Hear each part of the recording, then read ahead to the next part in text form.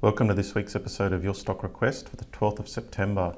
Hi, I'm Michael Gable, Managing Director of Fairmont Equities. Your Stock Request is a weekly video where I take your requests and analyse the share price charts. So this week we have WGN, CCL, Blackmores and Metals X. So if you have requests, send it through for next week. Remember to share this video on social media. Make sure you have signed up to the free newsletter. And remember, any advice here is general only.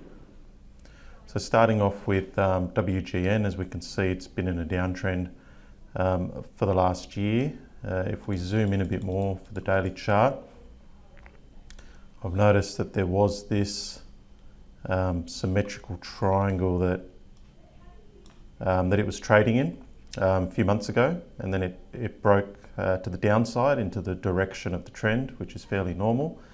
If we extend this line up, what we could see is that after breaking below that, it's come back up to retest that resistance line. So I guess we're at a crucial level now. If it sort of breaks through, and I mean, if we see it sort of push beyond $2 here, so if we could see $2 was a major level, I think if it starts to push beyond $2, that's actually a pretty good sign.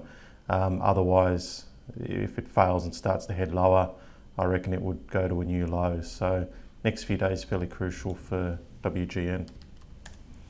Okay, CCL. So we'll start off with a weekly chart and we'll zoom right out.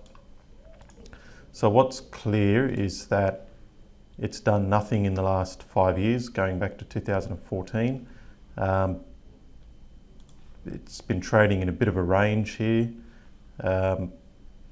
But what's interesting is that it now looks like it's trying to push beyond that and break out, which would be quite a positive. If it's been stuck in a range for such a long period of time, any breakout could see a fairly decent move.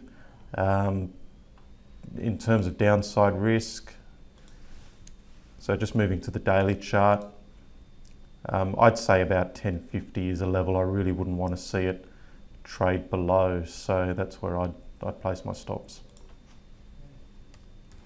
Okay, BKL, which is Blackmores. Obviously it's been heading down for a while.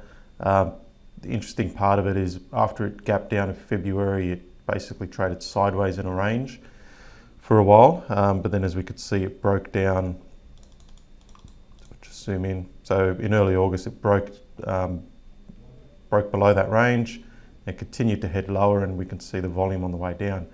It's trying to make a bit of a recovery, but as we could see, there's not really much of a recovery compared to the dip down, and there's not really much volume apart from the odd spike up. So at the moment, I don't see anything yet that's telling me that this thing's ready to recover. So there's probably just more risk to the downside. And finally, Metals X, MLX. So if we look at a weekly chart, what's interesting is, just zoom out a bit. So the low that we've seen in the last couple of weeks is right at the 2013 low before it started this rally. So it's retested that level and naturally it's bounced off it. So if we move back to a daily chart, we could see a very nice sort of move up over the last several days, which is quite encouraging with the volume coming in. So that's a good sign. Still early days though. I think that if we have a look at sort of recent price action, again, this one's got this symmetrical triangle to it. We need to see it push beyond that. So I think if we see a push beyond 25 cents, that's the next buy signal for Metals X. Okay, that's all for this week. If you have a request, send it through.